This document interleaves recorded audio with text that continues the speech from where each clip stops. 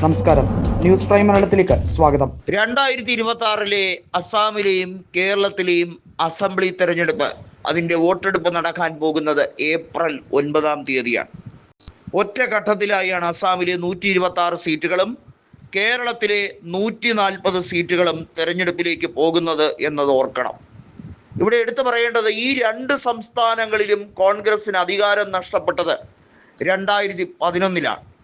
അസാമിൽ തുടർച്ചയായി ഭരിച്ചുകൊണ്ടിരുന്ന അവിടുത്തെ മുഖ്യമന്ത്രിയായ തരുൺ ഗൊഗോയിയുടെ മന്ത്രിസഭ 2011-ൽ പരാജയപ്പെടുന്നു. അവിടെ BJP ആദ്യമായി ചരിത്രത്തിൽ അധികാരത്തിൽ വരുന്നു. സർബാനന്ദ സോനോവാൾ മുഖ്യമന്ത്രിയാകുന്നു. പിന്നീട് അവിടെ കണ്ടത് ഏറ്റവും കലുഷിതമായ, അവിടുത്തെ സാധാരണക്കാരുടെ നിത്യജീവിതം നരകതുല്യമാക്കി മാറ്റുന്ന BJP സർക്കാരിൻ്റെ കൊടും പ്രവർത്തികളാണ്. സാധാരണക്കാരെ ജാതിയും മതവും തിരിച്ച് വലിയ തോതിൽ ആനുകൂല്യങ്ങൾ പലതും വെട്ടിക്കുറച്ചുകൊണ്ടുള്ള BJPയുടെ പ്രത്യേക എഞ്ചിനീയറിംഗ് പരിപാടിയാണ് അവിടെ ആവിഷ്കരിച്ചത്. കേരളത്തിൽ നോക്കൂ, ഇടതുപക്ഷം BJPയുമായി കൈകോർത്തുകൊണ്ട് കോൺഗ്രസിനെ എങ്ങനെയും പുകച്ച് പുറത്തിയടിക്കാൻ വീണ്ടും വീണ്ടും ശ്രമിക്കുന്നു.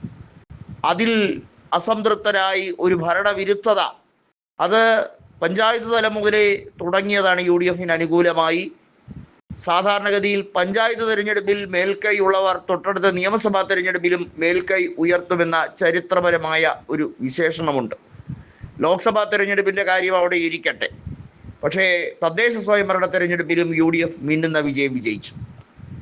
2026-ൽ ഈ രണ്ട് സംസ്ഥാനങ്ങൾ ഒരുമിച്ച് വോട്ടെടുപ്പിലേക്ക് പോകുന്ന ഈ രണ്ട് സംസ്ഥാനങ്ങളിലും കൃത്യമായി കോൺഗ്രസ് നേതൃത്വം നൽകുന്ന മുന്നണി വെന്നിക്കൊടി പാറിക്കുന്ന ഒരു സാഹചര്യത്തിലേക്കാണ് കാര്യങ്ങൾ പോകുന്നത്.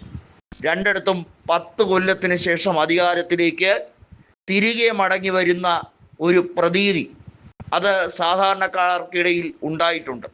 എല്ലാവിധ നാഷണൽ മീഡിയകളിലും കൃത്യമായി സർവേ ഫലങ്ങൾ UDFന് അനുകൂലമായി, ട്രെൻഡ് അനുകൂലമായി വരികയാണ്.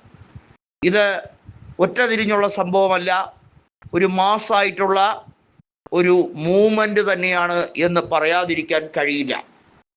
പ്രത്യേകിച്ചും കോൺഗ്രസ് ഈ രാജ്യത്ത് തകരണമെന്ന് ആഗ്രഹിക്കുന്ന ആളുകൾ, അത് സംഘപരിവാർ മാത്രമല്ല, സംഘപരിവാറിന് വേണ്ടി ചൂട്ട് പിടിച്ചു കൊടുക്കുന്ന പ്രാദേശിക പാർട്ടികളും അനവധിയാണ്. അതിലൊന്നാണ് CPIM എന്നുള്ളതിൽ സംശയമൊന്നുമില്ല.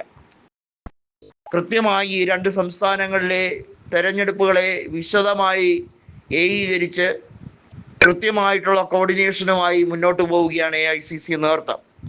അതിനുവേണ്ടിയുള്ള സ്ക്രീനിങ് കമ്മിറ്റിയും അതിനുവേണ്ടിയുള്ള പ്രത്യേക നിരീക്ഷകരെയും എല്ലാം തയ്യാറാക്കി അണിയറയിൽ സജ്ജമാക്കി കഴിഞ്ഞിരിക്കുകയാണ്. പല സംസ്ഥാനങ്ങളിൽ നിന്നുള്ള കോൺഗ്രസ് നേതാക്കൾ ഇരു പ്രദേശങ്ങളിലും വന്ന് ക്യാമ്പയിൻ ചെയ്ത് 1 മാസത്തിലേറെ നീണ്ടുനിന്ന ക്യാമ്പയിനിങ് അവസാനിക്കുകയാണ്. വോട്ടെടുപ്പ് നടക്കുമ്പോൾ വോട്ടിംഗ് പെർസെൻറ്റ് സാധാരണഗതിയിൽ നിന്നും കൂടിയാൽ കേരളത്തിൽ അത് അനുകൂല ട്രെൻഡാണ് UDFന് എന്ന് മനസ്സിലാക്കാം. അസാമിൽ സാധാരണ നിലയിലുള്ള ട്രെൻഡിനേക്കാൾ കുറവാണെങ്കിലും അത് കോൺഗ്രസ് നയിക്കുന്ന മുന്നണിക്ക് അനുകൂലമെന്നാണ് സാധാരണ രീതിയിൽ വിലയിരുത്തുന്നത്. രണ്ടിടത്തും രണ്ട് രീതിയിലുള്ള കൺസെപ്റ്റാണ്.